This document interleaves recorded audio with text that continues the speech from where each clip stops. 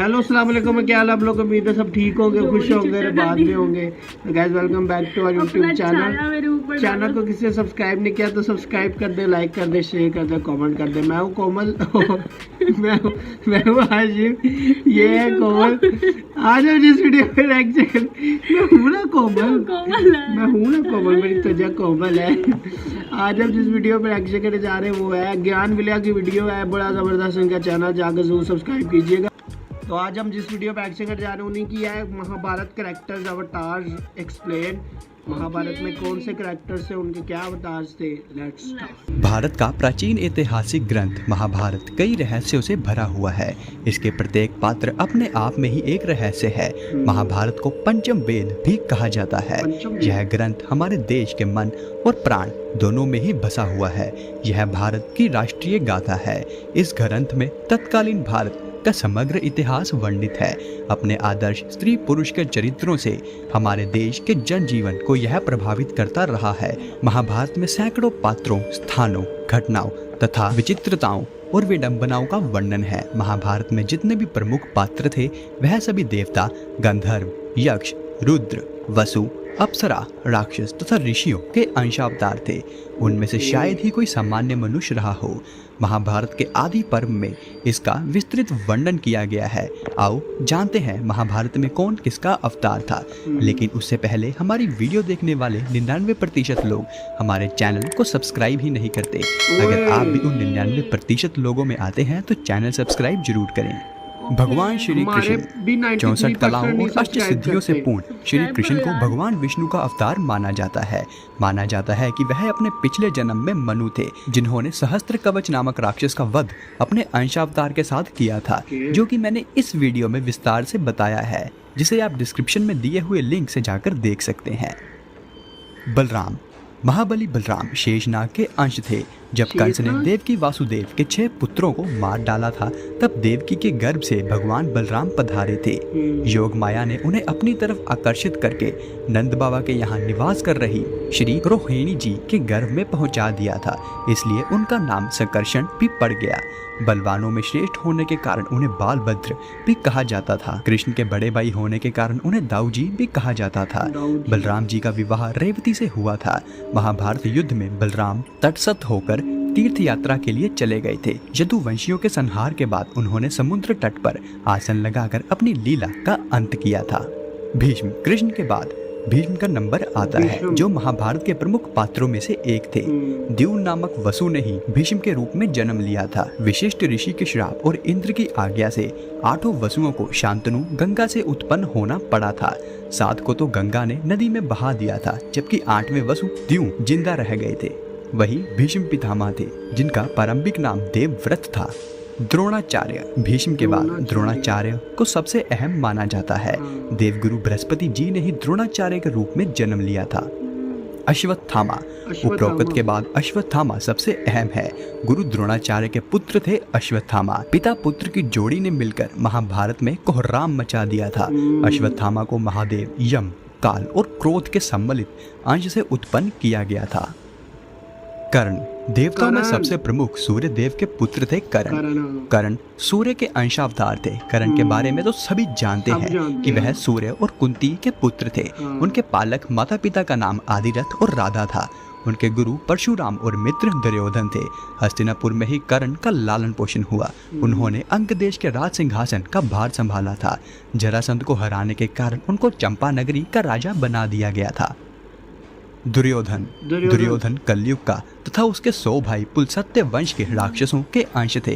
दुर्योधन हस्तिनापुर के महाराज धृतराष्ट्र और गांधारी के 100 पुत्रों में सबसे बड़ा था।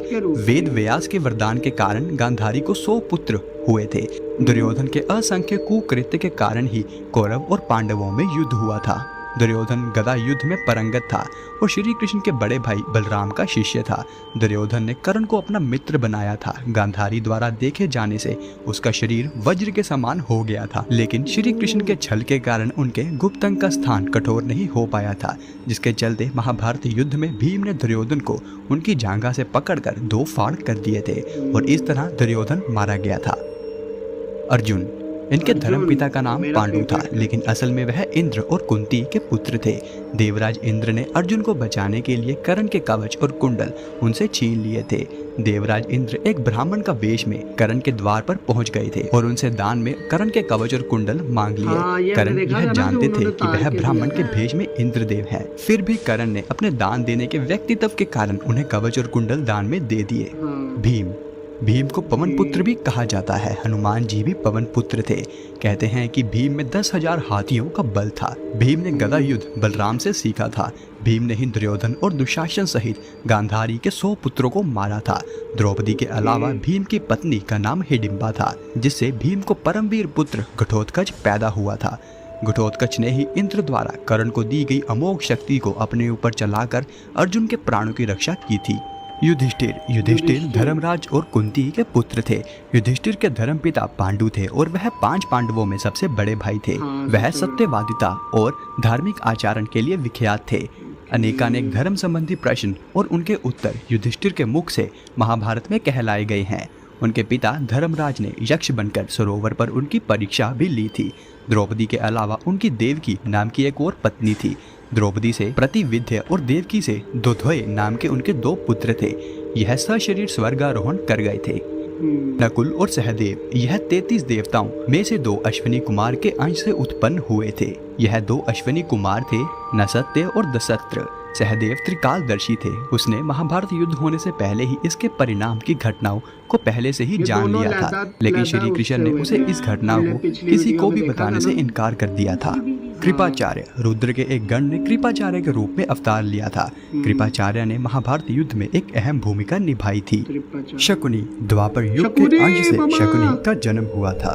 वह शकुनी ही थे जिन्होंने कौरवों को युद्ध के मोड़ पर ला खड़ा किया था। शकुनी की भी अपनी एक दुख भरी कहानी है, जिसे मैंने इस वीडियो में विस्तार से समझाया है। आप चाहें तो इस वीडियो के खत्म होने के बाद जरूर देख सकते हैं।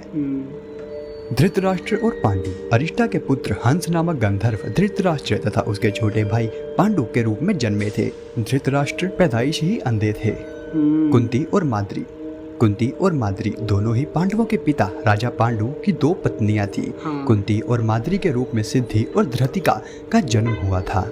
गांधारी मति का जन्म राजा सुबल की पुत्री गांधारी के रूप में हुआ था। गांधारी ही शकुनी की बहन थी, जिसका विवाह अंधे धृतराष्ट्र से हुआ था। रुक्मणी और द्रौपदी राजा भीक्षक की पुत्री रुक्मणी के रूप में लक्ष्मी जी व द्रौपदी के रूप में इंद्राणी उत्पन्न हुई थी। महाभारत के अन्य पात्र अभिमन्यु चंद्रमा के पुत्र वर्चा का अंश था। मरुदगण के अंश से सत्याकी, द्रुपद, कृतवर्मा व विराट नरेश का जन्म हुआ था। अग्नि के अंश से दुष्टद्युम्न का जन्म हुआ था। विश्वदेवगण द्रौपदी के 5 पुत्रों प्रतिविंध्य, सुतसोम, शुतकृति, शतानीक और श्रुतसेव के रूप में पैदा हुए थे। एवटार्स मतलब पहले वो किस तरह थे सारे। और मेरे फेवरेट कैरेक्टर अर्जुन, वो किसके अवतार थे मुझे भूल गया। इतने ज्यादा जो थे। अर्जुन तो वो था सूरज का, वो करण था। करण थे। मैं क्या सुन रही हो तुम? मैं हमेशा करण अर्जुन में कंफ्यूज हो जाती हूँ। हाँ, हो जाता है करण को और अर्जुन ना मैं मिक्स कर देती हूँ दोनों को। दुर्योधन तो वो किसी राक्षस के वो थे अंश, मींस अवतार थे, तभी वो विलन वाली साइड पे। और वो उनकी जो है वो लाइक राक्षसों वाली थोड़ी सी थी, थोड़ी इमेज थी राक्षसों वाली के। वो बड़े जो थे वो जुल्म व सितम वाली इस तरह करके ना उनकी थी। और तभी उन्होंने द्रौपदी के साथ भी वो किया। अच्छी थी यार। और कुछ हमें नहीं समझ आया टू बी ऑनेस्ट। अगर कहे तो हिंदी बहुत ज़्यादा थी, पक्की वाली हिंदी थी। कुछ जो थे हमें समझ आए थे, जिस तरह सूर्यपुत्र हो गया, अर्जुन हो गया, और जो हमें पहले से भी थोड़ा अंदाजा जो पहले से भी हमें अंदाजा था। सकूनी मामा भी थे। हाँ, सकूनी मामा भी थे। ऊपर से सिस्टर का उनसे वो एक राजा उससे विवाह हुआ था। फिर और किसका हमें काफी पता था हमें काफी। हाँ, कुछ काफी लेकिन पता था। एंड पे जो उन्होंने बताया ना वो इतना हमें कुछ समझ नहीं आया। हाँ, एंड पे तो वो एकदम से बताया उन्होंने। ये थी यार वीडियो। और सबसे ज्यादा मुझे लगता है सपोर्ट जो है ना अर्जुन को मिली है कृष्णा की। जो मैंने देखा है, जिस तरह और लोग कमेंट्स में भी लिखते हैं, अगर अर्जुन को सपोर्ट ना मिलती इनकी तो अर्जुन कभी भी करण को ना हरा पाता है, जो उन्होंने हराया था ना यार महाभारत में। तो ये सारा सीन था। बाकी भी मिलते हैं नेक्स्ट वीडियो में, तब तक अपना ख्याल रखें, चैनल को सब्सक्राइब कर देना, लाइक कर देना, शेयर कर देना, कमेंट कर देना 1 2 3। अब